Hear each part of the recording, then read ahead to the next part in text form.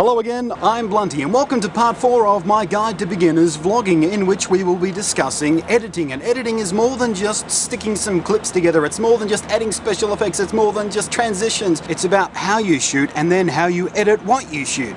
Editing is a craft, editing is an art form. Editing can change the way your video appears, whether it be a vlog, whether it be a music video, whether it be a news report, whether it be whatever you're doing. Editing can change the nature of the video you're making. Now, if you ask anyone who's actually been trained in editing the old school way, jump cuts are usually frowned upon in a big way because they feel abrupt, they feel weird, and it's just bizarre when you're trying to tell a visual story in a movie or on TV shows and whatnot. But you can get away with them in video blogs and people won't care so long as it's done in order to deliver the content. If you're just doing it to try and seem avant-garde and arty, it just looks ridiculous and people will see right through you.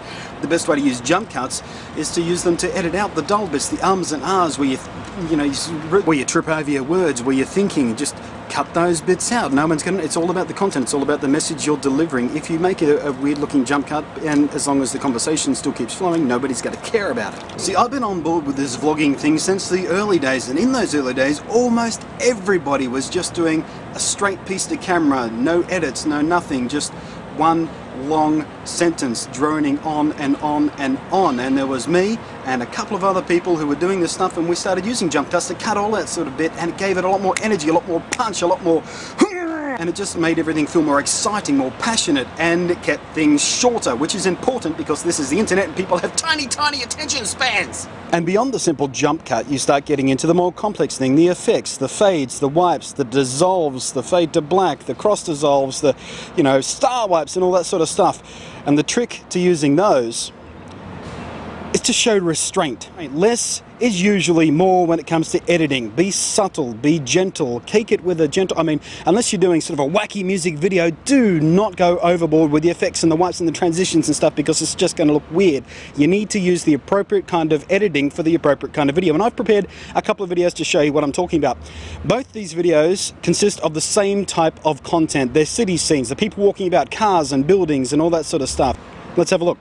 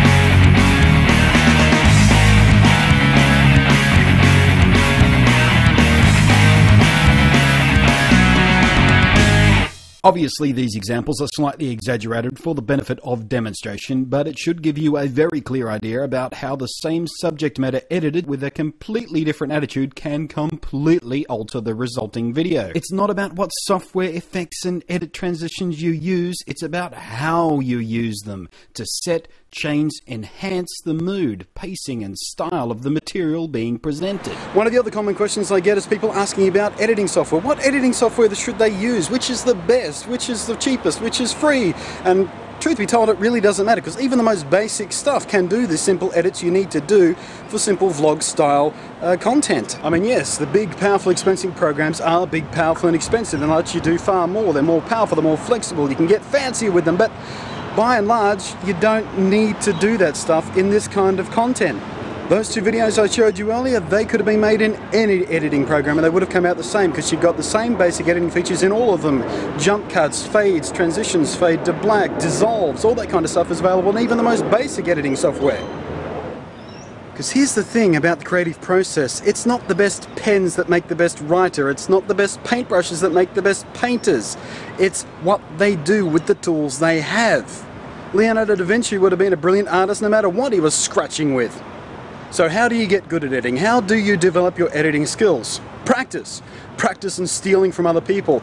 Watch your favourite movies, watch your favourite TV shows, hell, even watch your favourite blogs. Watch how they edit, watch how they frame up, watch everything they do. Pay attention to that, you know. Watch it through once for the content and watch it 3 times more to see how they edit, why they edit. If you like their style of editing, steal from them. Now, another common question I got was about intros. It's very attractive to think you can make a nice fancy intro with some punchy music and shots and text floating everywhere and it looks all fancy and it gives you a sense of identity, a sense of branding. And that's why they're used in TV shows and stuff like that. But you don't need it in this kind of stuff. This is short form content. If you take 45 seconds for an intro, that's 45 seconds your viewers are going to sit through before they get to the actual content. And 45 seconds on a 5-minute blog or a 3-minute blog is a significant portion of that time you used up. You don't need it.